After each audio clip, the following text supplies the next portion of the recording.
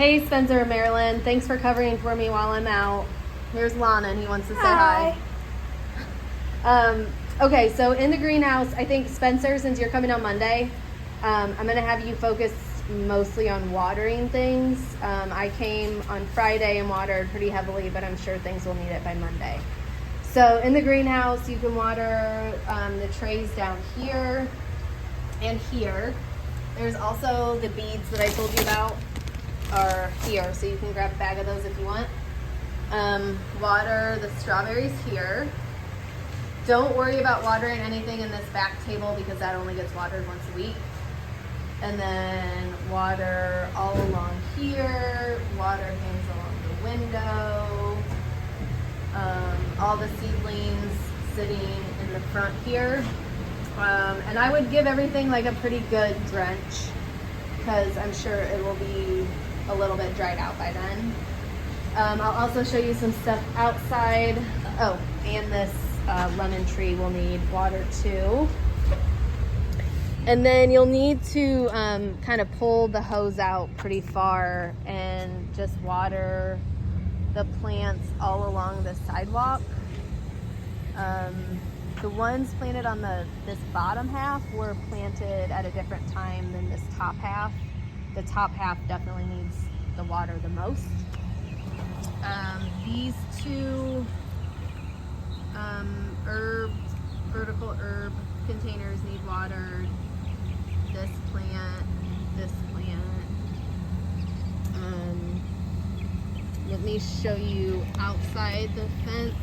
So if you want to bring the hose and just pull it kind of over the fence over here, that's I think usually the easiest. I just kind of pull it over the fence. There's this anise hyssop in 3 different spots. If you could give these some water because those were recently transplanted. If you can see these are gladiolus that were just transplanted. If you could give that some water. Give these plants some water. These little plants right here in front of the bird bath. These here. And here's more gladiolus here. This area seems to be holding on to water pretty well, so I'm not too worried about it being dried out. But if you could just kind of give all this stuff outside the fence some water, that would be awesome. And then Marilyn, the same for you. I think if Spencer waters pretty thoroughly on Monday, and then you water pretty thoroughly on Thursday when you're here, that should work out pretty well. And then Spencer, if you can do the containers inside the garden as well. So here, the blackberry bed, the figs, the raspberry bed, just all the containers all around, the smaller containers on the ends, the big one here in the middle, this handicap accessible bed, water over here, water here on the tiered herb bed, and then this container and that container. That should get us pretty far. The one thing, Spencer, you might want to look to see if it needs to be harvested on Monday is the okra. Like you can see this one, this is already like 3 inches. So this, basically anything that's like this size, between 3 and 4 inches is ideal. I might actually harvest this one before I leave because by Monday okra grows so fast it just gets huge. And like that one will be ready. You just kind of got to dig around in here because I bet some of these that look small now in the video will be ready to harvest by Monday. The thing I've noticed with this bed in particular is that there are some okra that have lots of like ants getting inside. Like you see that one, you see how there's that hole right there? There's ants crawling in, and I don't know what's going on with this okra. I would say just discard the ones that have ants all over them. So you just have to look and see how they look. And then look at this okra bed down here too.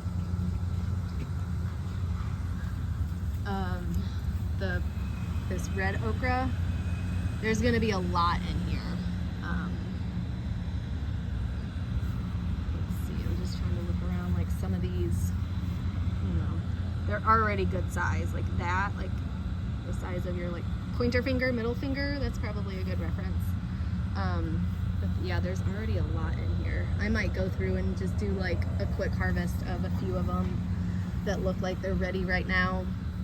But yeah, so it basically, if Spencer, you focus on watering and harvesting okra, that would be awesome.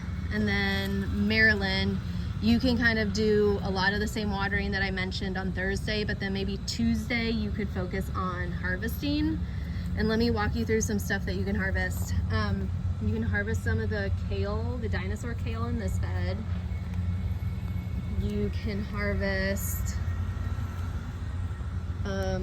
these 3 heads of lettuce here.